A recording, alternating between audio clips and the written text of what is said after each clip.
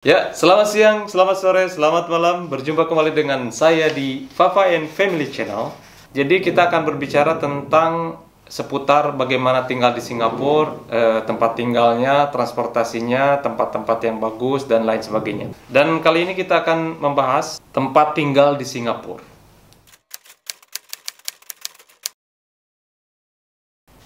Oke, di sini ada 3 jenis tempat tinggal yang common ya, yang umum atau yang major.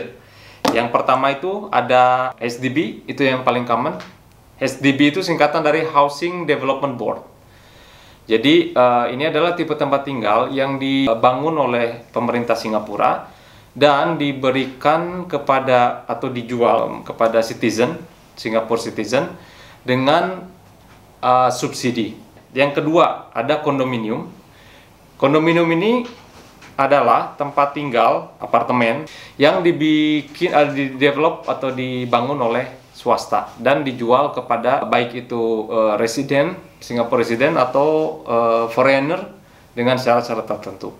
Dan yang ketiga adalah landed house. Landed house itu ya dia rumah tinggal yang punya tanah sendiri, bukan berupa gedung tapi berupa rumah private, dan dia punya tanah sendiri. Tadi bedanya adalah belum dibahas ya belum, karena sekarang mau dibahas. Oke, bangunannya kalau yang HDB ini tipikalnya kayak gini. Kondominium seperti ini, kelihatan kan di sini. Kalau landed house ya seperti ini, nih di sini kelihatan nggak? Nah ini nih, oke, itu.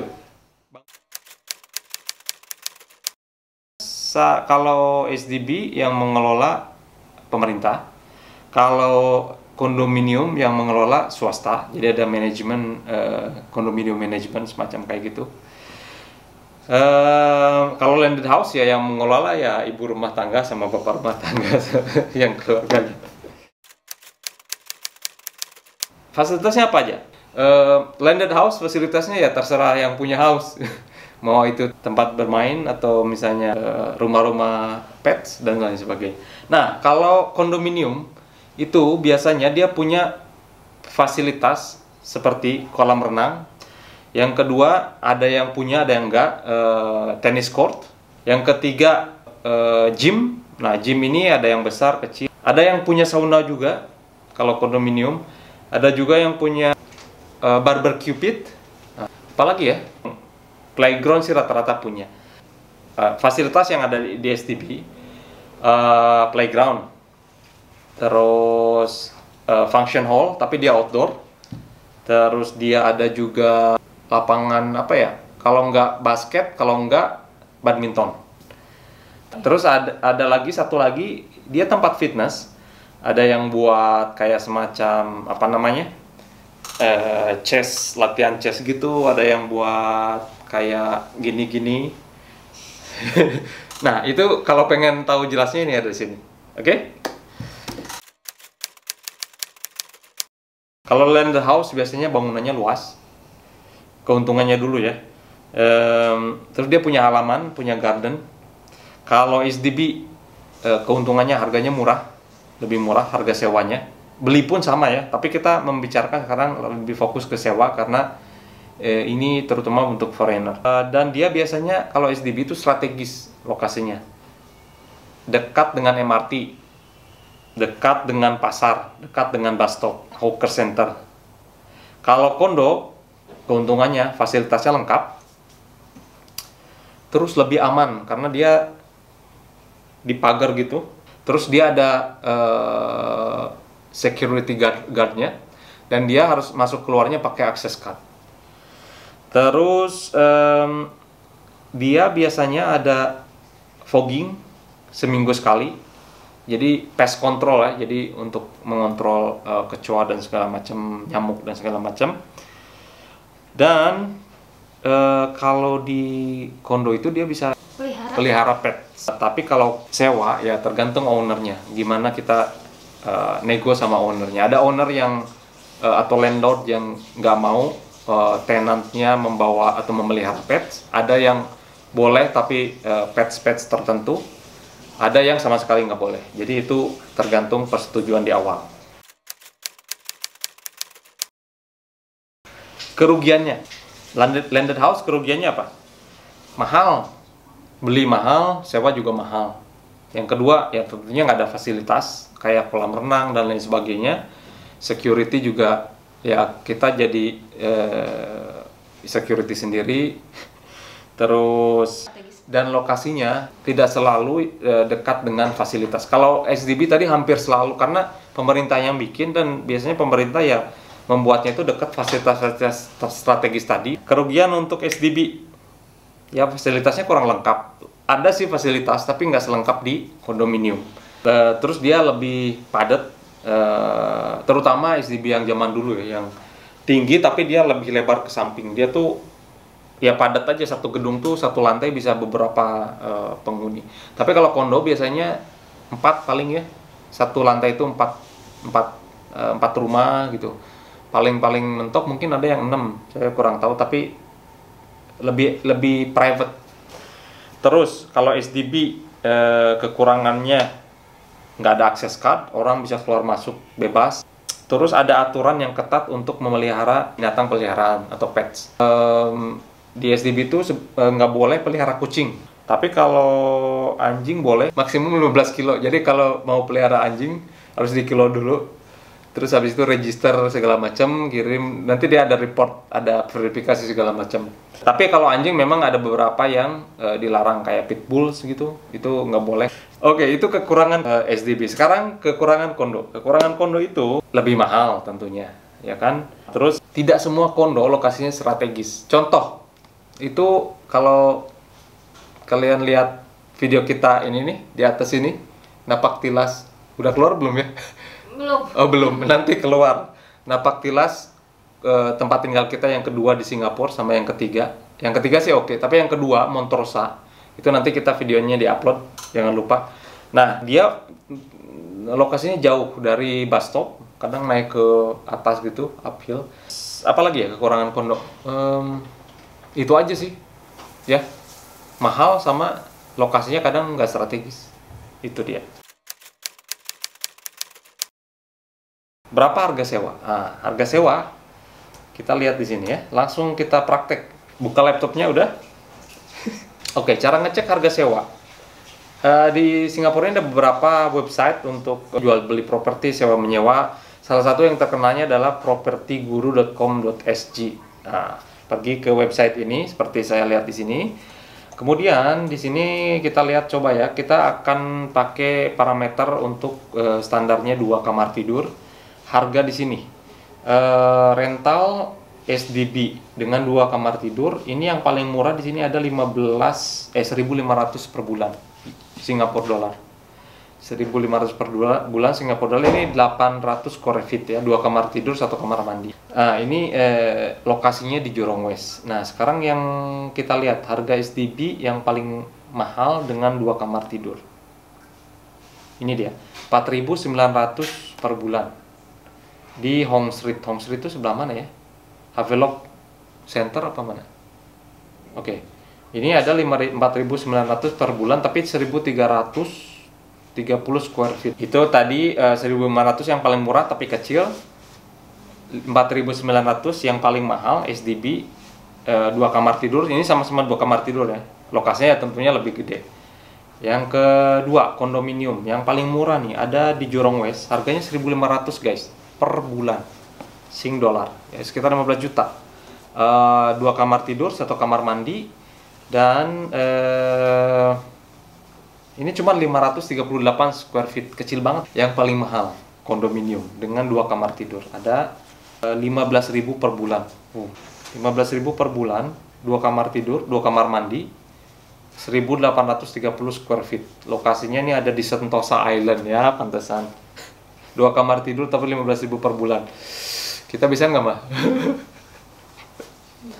Landed property. Landed property ini ada satu yang paling murah itu 2.100 Singapura dolar atau 21 juta per bulan. 3.500 square feet. Murah, Maya? Rumah? Iya, tapi Seranggun ini cuma 6 menit jalan kaki. Jadi nggak selalu mahal rumah tuh, landed house tuh nggak selalu mahal. Terus yang paling mahal di sini landed house itu harganya 7.500 per bulan. Jadi landed oke. Ternyata landed house itu yang paling mahalnya itu untuk dua kamar tidur lebih murah daripada yang kondominium, lebih murah daripada yang landed house. Itu mungkin landed house yang tadi itu agak pengecualian kali ya. Biasanya itu landed house tuh mahal. Yang membedakan harga sewa yang paling signifikan itu karena lokasi. Ini umum sebenarnya, cuman lokasinya itu ada dua tipe lokasi. Artinya satu strategis dekat ke public transport, bus stop, MRT, pasar itu lebih mahal dibanding yang jauh tentunya. Tapi ada yang jauh dari semua itu, tapi ternyata dia di center, sekitar daerah Orchard gitu kan, daerah-daerah center Singapura lah, itu tetap mahal. Yang kedua ukuran square feet. Kalau yang besar ya mahal, yang lebih kecil yang murah. Tapi tadi parameternya yang paling pertama itu dilihat dari lokasinya dulu. Setelah itu baru ke luas. Karena ada juga yang luas tapi murah ya karena jauh dari karena tidak strategis lokasinya. Satu lagi ya karena umur bangunannya. Ada yang kondo tua biasanya harganya lebih murah, kadang bisa sama dengan yang SDB lebih generasi lebih baru misalnya. Kayak semacam gitulah. Tapi ya generally karena kalau sesama SDB yang lebih tua ya lebih murah, kondo juga sama yang lebih tua yang lebih murah. Tapi itu ya variasi dari lokasi, umur bangunan dan luas. Oke, cara kalau mau sewa. Pertama, cari sendiri di tadi kayak Properti Guru atau kita bisa sewa agent. Nah, sekarang kalau misalnya kita langsung ke Properti Guru, biasanya yang listing di situ ada dua tipe. Satu landlordnya langsung, yang kedua agent. Kebanyakan itu dia pakai agent. Jadi kalau kita sewa, nanti kita kontak dengan agentnya si landlord.